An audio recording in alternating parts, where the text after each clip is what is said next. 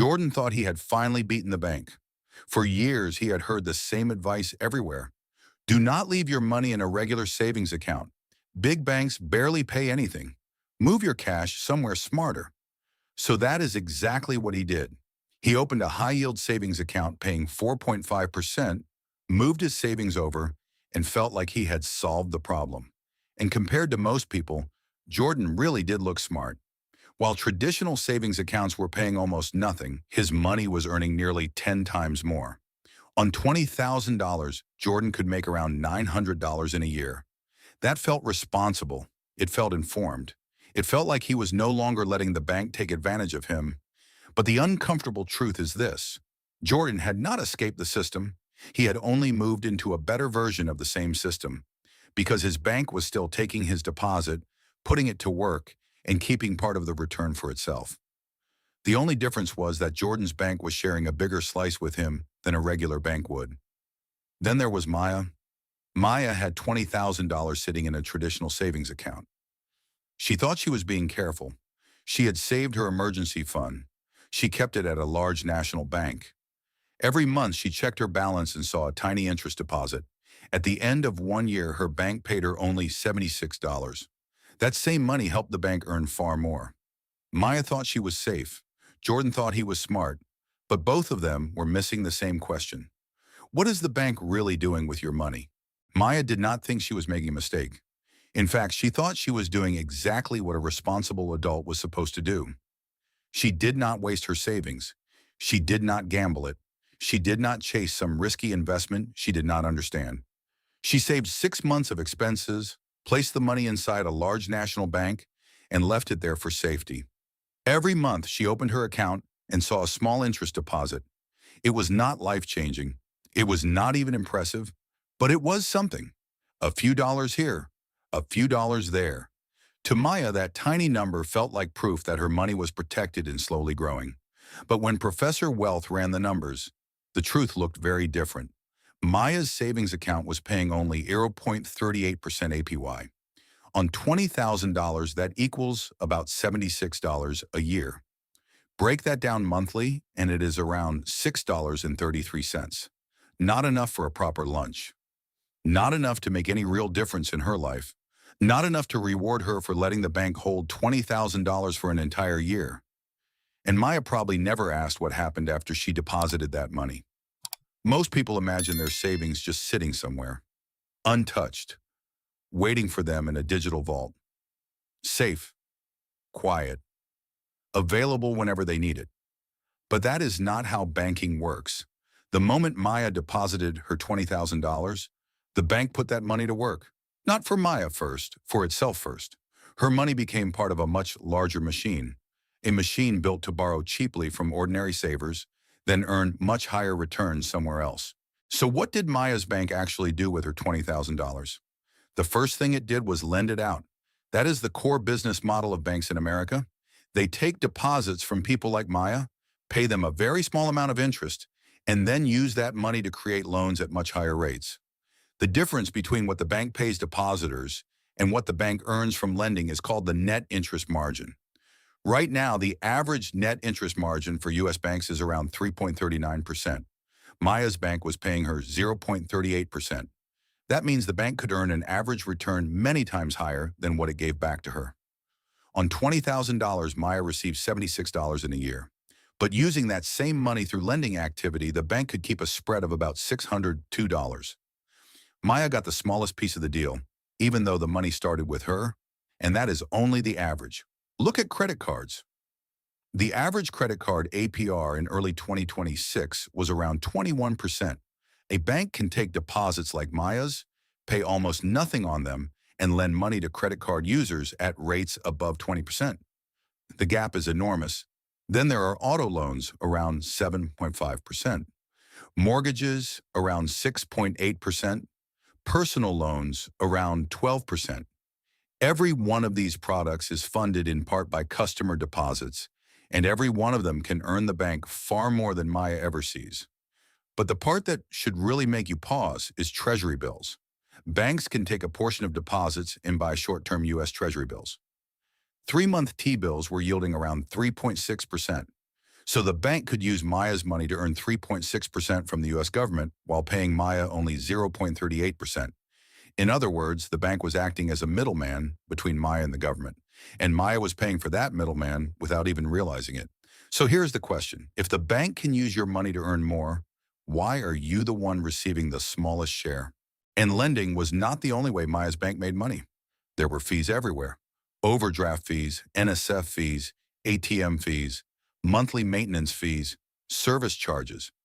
Across the banking system, American banks collected an estimated $12.1 billion in these kinds of fees in a single year. JP Morgan Chase alone collected more than $1 billion in overdraft fees in 2024. Wells Fargo collected nearly the same amount. Think about that for a moment. The same customers whose deposits help fund the banking machine are also the customers being charged when their accounts fall short, when they use the wrong ATM, when they miss a minimum balance requirement, or when a transaction does not clear the way they expected. Maya's $20,000 was part of that machine, and even when Maya was not borrowing money or paying a visible fee, the bank still had other ways to profit. Every time she used her debit card, the bank could earn interchange revenue from the merchant. Every time a transaction was pending, the bank could benefit from the float, holding money briefly before it fully cleared. There was also value in the data. Maya's spending patterns, where she shopped, how often she spent, what categories she used, could be packaged in anonymized form and shared with marketing partners. So when you add it all up, Maya's bank was not simply holding her money, it was renting it. The bank paid her $76 a year for the right to use her $20,000 across a much larger profit system. And because she saw that small interest deposit every month, she believed the arrangement was working in her favor, but it was mostly working for the bank. Now, Jordan is the person who hears Maya's story and thinks, I already knew that. And to be fair, Jordan is not wrong. He is way ahead of Maya. He did not leave his money in a traditional savings account earning 0.38%. He searched for better options. He found a high-yield savings account offering 4.5%. Then he moved his $20,000 there. Instead of earning $76 a year like Maya, Jordan could earn about $900 a year. That is a huge improvement. It is the kind of difference that makes people feel like they have discovered the smarter side of personal finance. Jordan did what many people never do. He questioned the big bank. He compared rates. He took action.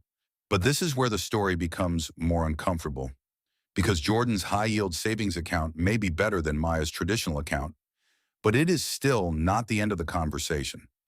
First, that 4.5% rate may not be the real rate Jordan keeps forever. A lot of high-yield savings accounts advertise rates with words like up to, and those two words matter. Sometimes the best rate only applies to the first $500 or the first $1,000. After that, the rate drops. Sometimes the high rate is just a promotion for the first 90 days. Then the bank quietly lowers it.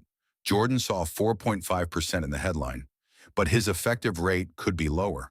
And even if he truly earns that full 4.5%, there is another issue. Interest from a savings account is taxed as ordinary income.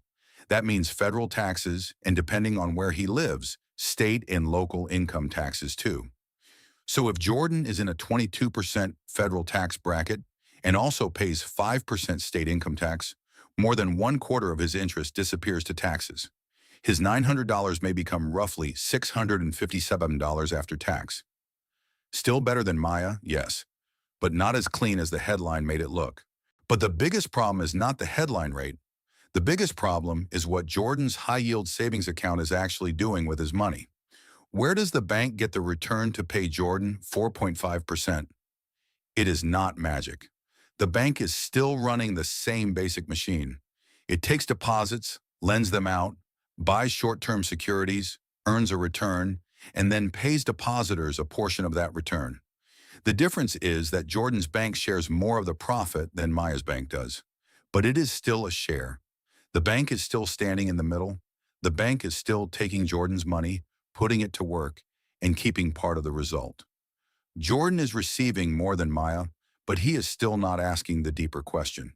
If the bank can use my money to buy Treasury bills, why can't I buy them myself? That is where the comparison becomes important. Same $20,000, Same general 12-month period. Three different choices. Maya keeps her money in a traditional savings account at 2.38% APY. She earns $76 in gross interest. After federal and state taxes, she may keep roughly $55. That is what a full year of responsible saving gives her.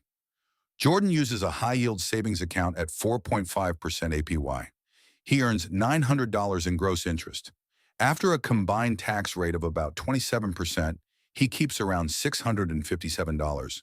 Much better than Maya, but still fully taxed as ordinary income at both the federal and state level. Then there is a short-term Treasury bill ETF like SGOB. SGOB's 12-month trailing yield was around 3.95%, with a 30-day SEC yield around 3.55%. On $20,000, that could mean roughly $790 in gross income based on the trailing yield, or around $710 based on the current 30-day rate. But here's the difference. Interest from U.S. Treasury securities is exempt from state and local income taxes. That means the SGOV investor may pay federal tax, but not state or local tax on that Treasury interest. So yes, Jordan's 4.5% high-yield account may look slightly higher in raw numbers, but it can change at any time. The bank can lower the rate next month and simply send an email. SGOV's yield follows actual Treasury bill rates from the market. It is more transparent. It is not a promotional headline. And more importantly, SGOV cuts out the bank as the middleman. So the real question is not just which account pays more today. The real question is, who is controlling the real yield from your money? So what should someone actually do with idle cash? The answer is not to close every bank account and make life complicated. You still need a checking account. You still need somewhere for your paycheck to land, somewhere to pay rent, bills, groceries, and daily expenses. This is not about changing how you spend money. It is about changing where your idle money sits. Idle cash is the money you are not using every day. It might be your emergency fund. It might be savings for a down payment. It might be cash waiting to be invested. It might be money you want to keep safe, but do not want to leave sitting in a low-paying account while the bank earns far more from it than you do. One option is a Treasury bill ETF like SGOV. You can buy it through a regular brokerage account like Robinhood, Schwab, Fidelity, Webull, or whatever platform you already use. You buy it like a stock. Behind the scenes, the ETF invests in U.S. Treasury bills that mature in 3 months or less. Every month you receive a dividend, which is the interest income. The yield moves with Treasury bill rates, and the expense ratio is only 0.09% a year. On $20,000, that is about $18 a year in fees. When you need your money, you sell it during market hours. The price is designed to stay close to $100 because the fund holds very short-term government debt. It is not the same as a stock that can swing wildly up and down. It is built to be stable and liquid. Another option is treasurydirect.gov. This is the U.S. government's own website where you can buy Treasury bills directly. No bank middleman, no ETF, no brokerage expense ratio. You create an account, link your bank, and buy T-bills at auction. When they mature, you get your money back with interest. The downside is liquidity. With Treasury Direct, your money is tied to the maturity you choose. From 4 weeks to 52 weeks, if you do not need instant access, this can be the purest way to cut out the middleman completely. A third option is a money market fund. Brokerages like Fidelity, Schwab, and Vanguard offer money market funds that invest in short-term government securities and other high-quality short-term debt. They usually provide daily liquidity, and their yields can be competitive with high-yield savings accounts. If you choose a Treasury-only money market fund, you may also receive the same state tax advantage that comes from Treasury income. Now, some people will say, but my savings account has FDIC insurance. And that is true. FDIC insurance protects up to $250,000 per depositor per bank if the bank fails.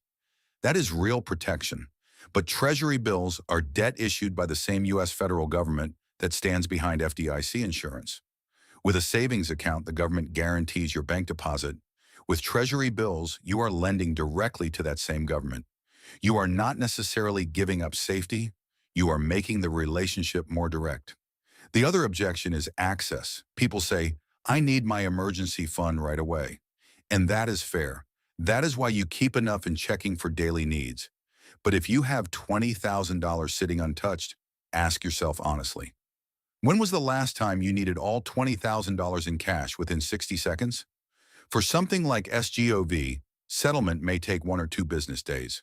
For many real emergencies, that is still practical. And while you are waiting for an emergency that may never happen, the difference in yield can add up to hundreds of dollars a year. Maya was responsible. Jordan was informed. Neither one was foolish.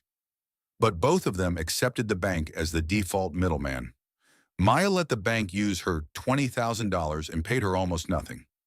Jordan found a better savings account, but still let the bank sit between him and the real source of yield.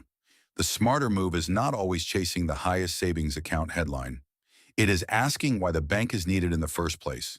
Because your bank takes deposits, lends them out, buys treasuries, earns higher returns, and then pays you a slice. The question is simple.